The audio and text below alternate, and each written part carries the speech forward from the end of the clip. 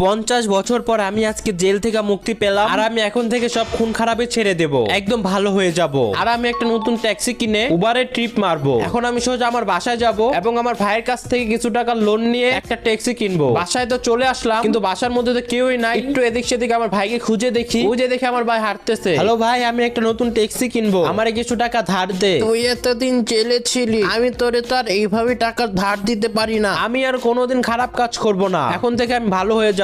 না না, এটা আমি বিশ্বাস করি না। দে না তুই। হ্যাঁ দিতে পারি, একটা শর্ত আছে। কি শর্ত? তাড়াতাড়ি বল। যদি সবাই চ্যানেলটা লাইক এবং সাবস্ক্রাইব করে তাহলে আমি তোকে টাকা দিতে পারি, আর নয়তো দেব না। গাইস তোমরা তাড়াতাড়ি লাইক এবং সাবস্ক্রাইব করে ফেলো। আচ্ছা তুই তাহলে টাকা নিয়ে যা। গাইস টাকা তো পেয়ে গিয়েছি, এখন সোজা যাব হচ্ছে আমাদের এই শহরে একটা বড় শোরুম আছে সেখানে। গাইস শোরুমে এসেও পড়েছি, আর এখানে অনেকগুলো গাড়িও দেখতে পাচ্ছি। এখান থেকে আমার যেটা পছন্দ হবে সেটাই আমি কিনে নিব। গাইস আমার এই গাড়িটা পছন্দ